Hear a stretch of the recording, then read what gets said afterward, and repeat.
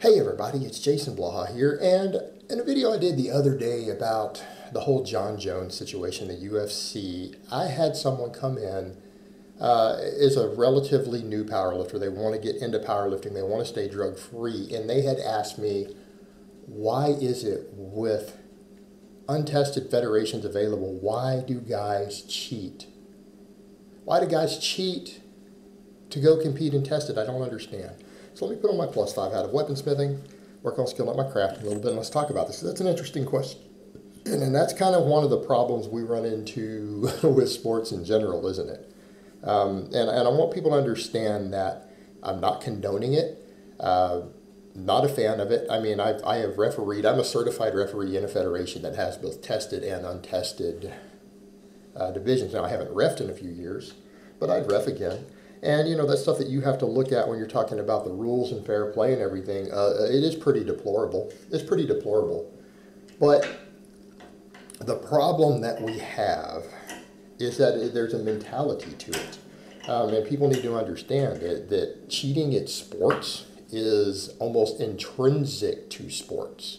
In other words, when you put men into a competitive environment, competitive men, right? We're not talking about the other type. You know, there are different types of male mentalities. When you're talking about competitive men, and we get into a competitive mindset, men will do anything to win. Whether it's psychological warfare, work harder, cheat, whatever it takes. That's just how we are in a competitive environment. You know, and that's what people need to understand. Competition can bring out the best in us, but it can also bring out the worst in us as well. It will bring out our worst sides. Competition's an interesting thing, you know, and humans thrive in competition. I mean, we thrive in competition. I'm not saying that cooperation hasn't been an enormous part of our society, but, you know, we are the survivors of competition after competition after competition. It's in our nature. Even our societies work that way. Cultures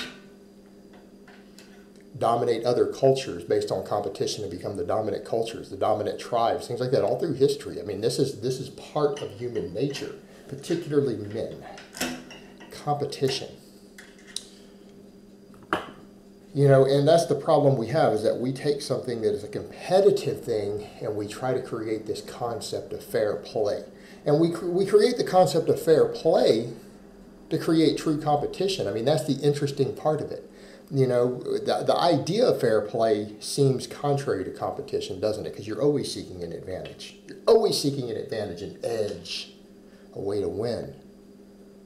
But what we do by creating fair play is that we standardize the rules. And I mean, part of fair play is something as simple as everyone has to squat to parallel. Everyone has to pause on their chest on the bench. I mean, so in something like powerlifting, those are rules that we create to make it even, make it equal, so that it's basically the best lifter in theory is the one winning, right? The one with the most talent, the most ability, the most skill, because that's what we're trying to judge in, say, powerlifting. And every sport has different things it's trying to judge, right? It has different criteria it's trying to judge. And in theory, what we want is the best athlete most suited to that endeavor to be the one who wins or gets the most points. That's what we want, right? The one with the skills. But you can't remove the competitive nature of men. It's almost in our nature to do that. And it creates quite a conflict, doesn't it? It creates a moral conflict. You know, because again, competition and an advantage is so intrinsically part of who we are, but it also, like I said, can bring out our dark side also. If we're not really careful, our darkest aspects of ourselves come out.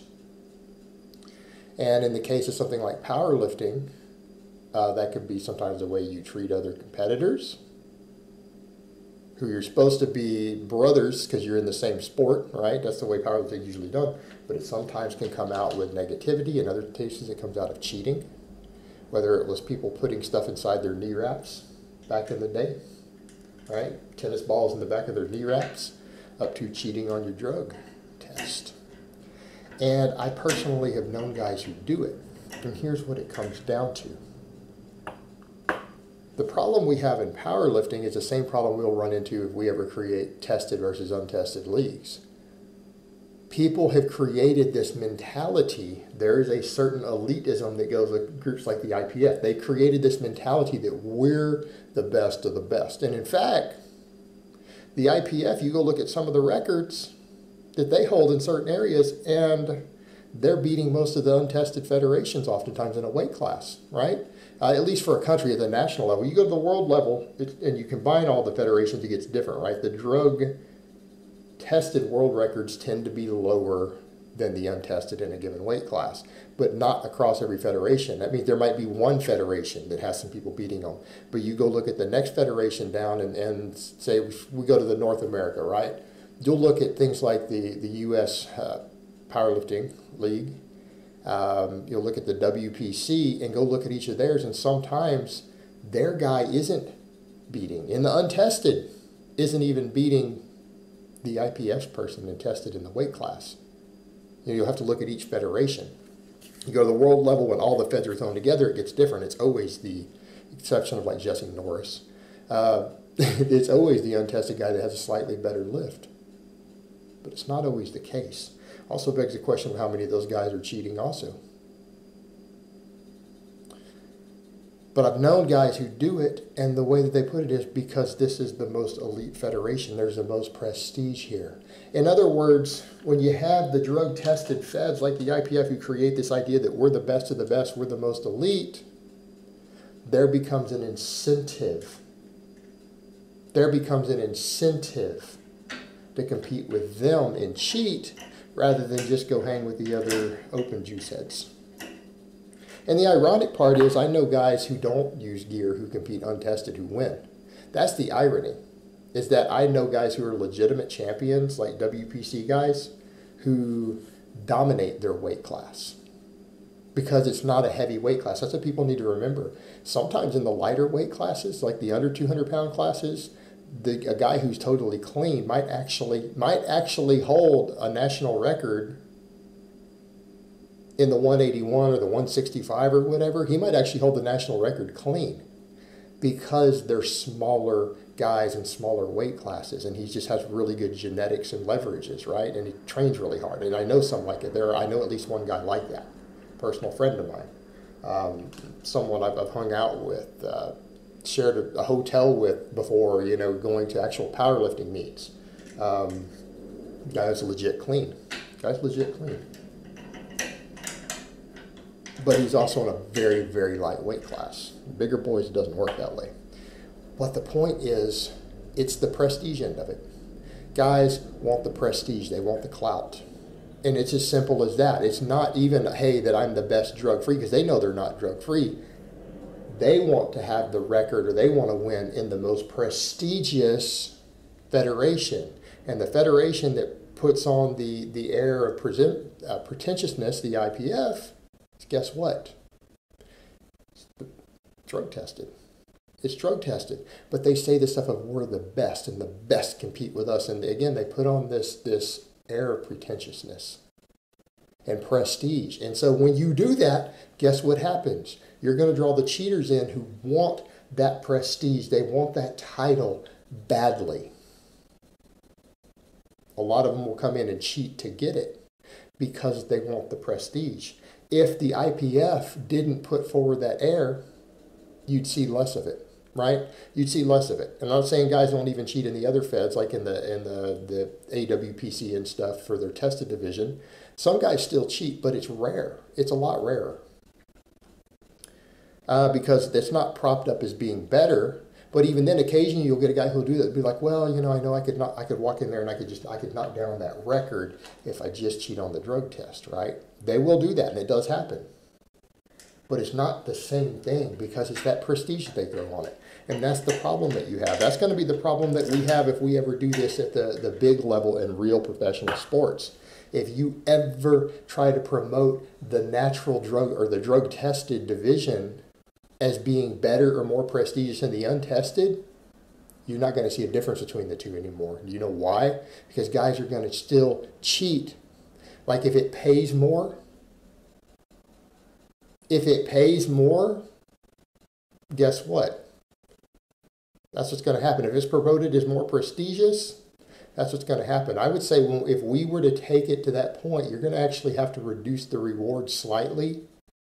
You're going to have to reduce the incentive for the tested division. In other words, maybe they make 10% less money than the untested division. So when people say, hey, we need to have that in all professional sports, look what's happened in powerlifting. Look what's happened in powerlifting. Hasn't worked too well, has it? Why? Because the tested puts on an air of being better. They put on the air of being better.